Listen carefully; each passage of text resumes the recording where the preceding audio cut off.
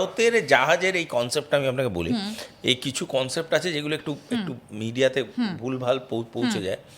ভারতের জাহাজ বলতে কি, ভারতের পতাকাবাহী জাহাজ সেটাই যেটা ভারতের রেজিস্টার্ড হচ্ছে এবং ভারতের ঢুকছে।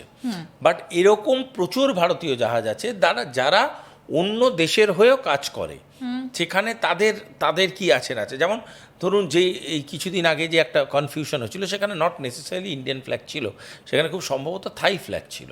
তো সেটা যাই হোক, এটা অনেক কনফিউশনের ম্যাটার আছে। এবার পয়েন্টটা হচ্ছে ভারতবর্ষ তো নিজের সিকিউরিটিটা দেখবে, নিজের সেফটিটা দেখবে। সেখানে ভারতবর্ষ মনে করছে যে আমি আমার অল্টারনেট চ্যানেল খুলবো। দেখুন, ইউ আর অলওয়েজ, আমি এখানে একটা বলি, ভারতের কাছে অল্টারনেট চ্যানেল কি খুলে গেল না? কারণ রাশিয়া থেকে তেল নিচ্ছিল, একটা চুক্তির মেয়াদ ছিল, সেটাকে আবার পুনর্নবীকরণ করা হয়েছে, সম্ভবত গতকাল রাতেই সেটা হয়েছে। তার মানে রাশিয়া থেকে ভারতে তেল ঢুকছে। ইউএইর সঙ্গে বেশ কিছু চুক্তি হয়েছে, তাতে তো ভারতের কাছে মাল্টিপল রোড অলরেডি খুলে গেল। তো গেল, এটাই তো ভালো। ভারতবর্ষের প্রধানমন্ত্রী যখন আফ্রিকায় গেছিল, আমি আপনার সাথেই সম্ভবত শো করেছিলাম, আমি তখন একটা কথা বলেছিলাম যে এটা একটা লং টার্ম ঘটি খেলা হলো। এই লং টার্ম ঘটিটা আজকে সার্ভিস দেবে। তো আফ্রিকান রুট খুলবে বিভিন্ন জিনিস, আমি আপনাকে বলছি সেটা কিসে খুলবে, মিনারেলস, মেটালজি, এসব জায়গায়, এসব সেকশনে। এনার্জি রুট খুলবে রাশিয়ার সাথে সম্পর্কে, এনার্জি রুট খুলবে কানাডার সাথে সম্পর্কে, এনার্জি রুট খুলবে মিডল ইস্টের সাথে সম্পর্কে। এই যে বিভিন্ন রকম যে ওপেক বডিগুলো আছে, বিভিন্ন রকম ওপেকের যে বডিগুলো আছে, এই ওপেকের বডিগুলোর মধ্যে একটা বড় কোয়ান্টিটির উপরে ইরান হামলা করেছিল। এই বড় কোয়ান্টিটিতে যে হামলাটা হয়েছিল, সেই হামলাটা ভীষণ রকমভাবে ভারতবর্ষ বিভিন্ন রকম, ইউএইর উপরেও হামলা হয়েছিল, ভারত কিন্তু বলেছিল এটা অন্যায়, এটা ইরানের করা ঠিক না। আপনি কি মনে করেন ইউএই সেটা ভুলে গেছে? এবার আপনাকে আমি একটা ডাইমেনশন বলছি, হ্যাঁ, just a dimension which is completely different. এটা বলতে পারেন এটা অল্টারনেট থিওরি। হ্যাঁ, আচ্ছা, একটু ঘুরিয়ে ভাবা যায় কি, মানে যদি আমরা ভাবি, ধরুন আপনার বাড়ির লোক বলেছে আপনার বাড়িতে যে চিকেন রান্না হচ্ছে সেটা কোনোভাবেই যেন আমাকে দেওয়া না হয়, ঠিক আছে? আপনি কি করলেন? আপনি বললেন না, পাড়ার কোনো বন্ধুকেই আমি চিকেন খাওয়াবো না। ভালো করে বুঝবেন কথাটা, কোনো বন্ধুকেই আমি চিকেন খাওয়াবো না। আমার সাথে আপনার প্রচণ্ড পাবলিকলি তর্কাতর্কি হলো, আপনি না শশীবাবু আপনাকে চিকেন আমি রান্না করে খাওয়াতে পারবো না।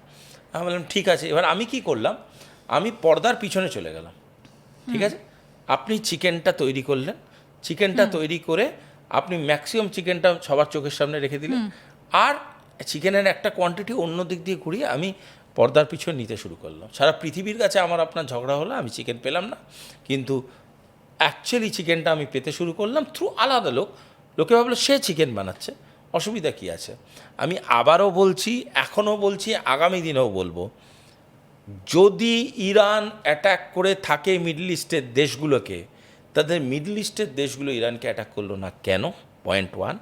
বুদ্ধিমান আপনাদের আজ তাক বাংলার দর্শকরা বোঝাচ্ছে কূটনীতি অনেক ডিপ জিনিস। দ্বিতীয় কথা, যদি ইরানে হরমুজ প্রণালী নিয়ে ভারত ইরানের মতবিরোধ হয়ে গেছে, যেমন বিভিন্ন রকম সো কল্ড নোবেল চ্যানেলসরা চালাচ্ছে অল ওভার দ্য ওয়ার্ল্ড, যদি তাই হয়ে থাকে, তাহলে হরমুজ প্রণালীর একদম কাছের একটা ডেক কেন তৈরি করা হলো, which is equally in a dangerous zone, যেখান থেকে ভারতবর্ষ তার অয়েল প্যাসেজিং করবে? আচ্ছা, এটা কি করে সম্ভব হয় প্র্যাকটিক্যালি, যে একটা 100 কিলোমিটারের মধ্যে দুটো ডেক, ইরানের একটা চোখে পড়ছে, একটা চোখে পড়ছে না? হতে পারে চোখের কোনো ডিফেক্ট আছে। তৃতীয় জিনিস যেটা খুব বোঝার জায়গা, সেটা হচ্ছে ইরানে ইউএইতে নরেন্দ্র মোদী গেল, তার প্রি রিকুইজিটস, ওখানকার ইরানের ফরেন মিনিস্টার ইন্ডিয়া এলো, ইন্ডিয়ার প্রধানমন্ত্রী ইউএইতে গেল, সেখানে গিয়ে ডিল প্যাক হলো, ডিল হয়ে চলে গেল। ইরানের ফরেন মিনিস্টারের একটা স্টেটমেন্ট হলো না সেটা নিয়ে। ইরানের ফরেন মিনিস্টার এখানে এসে আমাদের এনএসের সাথে দেখা করলো। ইরানের কথাটাই সত্যি মনে হচ্ছে যে আমাদের পৃথিবীটা গোল। ইরানের জাস্ট ফিনিশ অফ, ইরানের ফরেন মিনিস্টার আমাদের ফরেন মিনিস্টারের সাথে দেখা করলো, ইরানের ফরেন মিনিস্টার আমাদের এনএসের সাথে দেখা করলো, ইরানের ফরেন মিনিস্টার প্রেসকে অ্যাড্রেস করলো, একটা ইউএই নিয়ে স্টেটমেন্ট করলো না।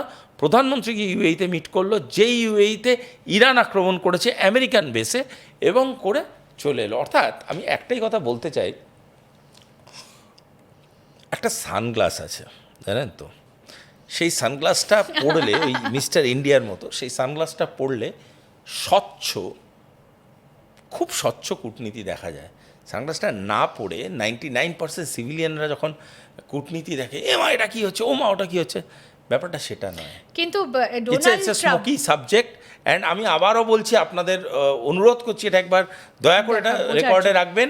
সেটা হচ্ছে যে কূটনীতি বা diplomacy is nothing about white and black, it is grey, it is a grey subject, দুটো কালার মিশিয়ে দিলে যেটা ইটস হয়। A grey subject. কি বেশ, করে হয় না কিন্তু হয় সেটা ডোনাল্ড ট্রাম্প কি কিছুই বুঝতে পারছেন না? তিনি এখনো তো কেন আচ্ছা, আমি আপনাকে ইউরেনিয়াম থাকবে, এনরিচ ইউরেনিয়াম ইরানের কাছে থাকবে, বা ইরান কেন নিউক্লিয়ার প্র্যাকটিস বাংলা চালিয়ে যাবে? অভিধানে একটা অসাধারণ ওয়ার্ড আছে, অপারকতা। অপারকতা, অনেক অনেক জিনিস আছে আমরা বুঝতে পারছি কিন্তু করতে পারি না। ডিপ্লোম্যাটিক্যালি প্যারালাইজড, খুব টেকনিক্যাল শব্দ ব্যবহার করলাম, ডিপ্লোম্যাটিক্যালি প্যারালাইজড।